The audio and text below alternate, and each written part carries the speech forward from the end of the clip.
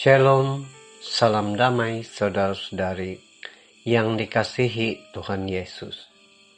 Kita sekalian bersama lagi dalam renungan santapan firman Tuhan pada hari ini, Rabu bersamaan 4 Februari 2026. Bacaan firman Tuhan hari ini daripada Injil Markus bab 6 ayat 1 sampai 6. Mari bersama mendengar dan merenungkannya. Pada suatu ketika Yesus tiba kembali di tempat asalnya, sedang murid-muridnya mengikuti dia. Pada hari Sabat, Yesus mengajar di rumah ibadat, dan jemaat yang besar takjub ketika mendengar dia. Mereka berkata, "Dari mana diperolehnya semuanya itu? Hikmat apa pulakah yang diberikan kepadanya?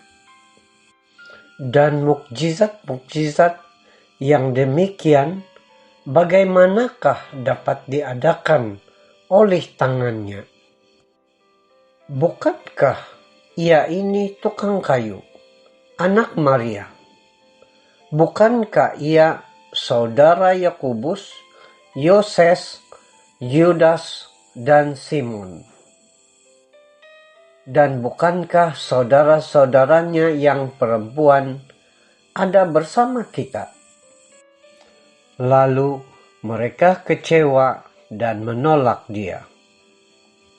Yesus berkata kepada mereka, "Seorang nabi dihormati di mana-mana, kecuali di tempat asalnya sendiri, di antara kaum keluarganya dan di rumahnya." Maka Yesus tidak mengadakan satu mukjizat pun di sana, kecuali menyembuhkan beberapa orang sakit dengan meletakkan tangannya atas mereka.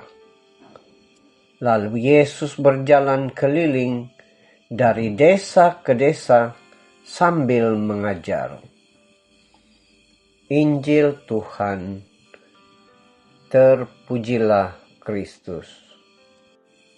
Saudara-saudari, dalam Injil hari ini mengisahkan tentang penolakan Yesus di Nazaret, yaitu tempat di mana dia dibesarkan.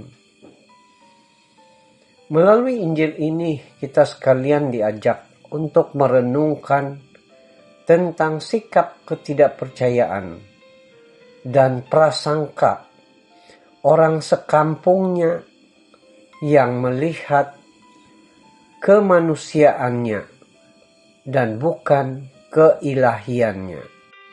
Dalam hal ini menekankan betapa pentingnya iman untuk menerima mukjizat dan bahayanya menilai berdasarkan masa lalu, serta kita dipanggil untuk tetap berbuat baik dan berkarya meskipun kita ditolak.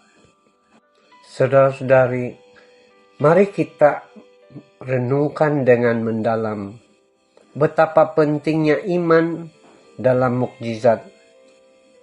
Yesus tidak mengadakan banyak mukjizat di Nazaret karena ketidakpercayaan mereka. Markus 6 ayat 5.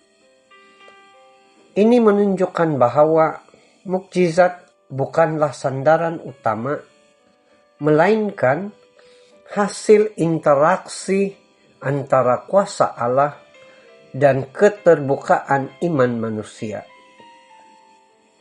Orang Nazaret menolak Yesus karena mereka merasa terlalu mengenal latar belakangnya sebagai tukang kayu dan anak Maria. Hal ini sering terjadi ketika kita mengabaikan sabda Tuhan karena menganggap diri sudah tahu atau merendahkan orang lain berdasarkan penampilan dan masa lalunya. Dalam Injil ini menegaskan tentang kemanusiaan Yesus adalah nyata. Ia memiliki keluarga dan pekerjaan, tetapi menunjukkan juga tentang keilahiannya yang ditolak oleh orang-orang apabila ia mengadakan mujizat dan menyembuhkan orang sakit. Meskipun ditolak, Yesus tidak berhenti mengajar atau menyembuhkan beberapa orang sakit.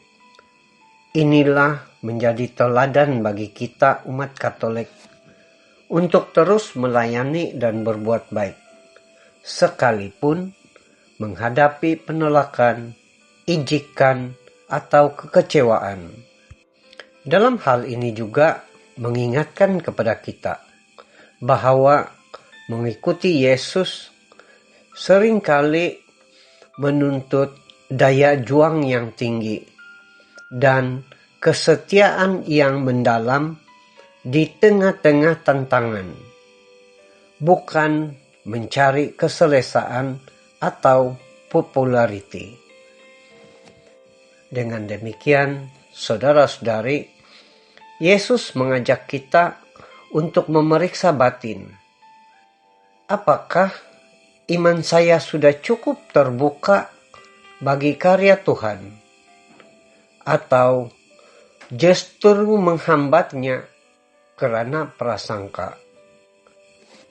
Tuhan Yesus memberkati kita sekalian.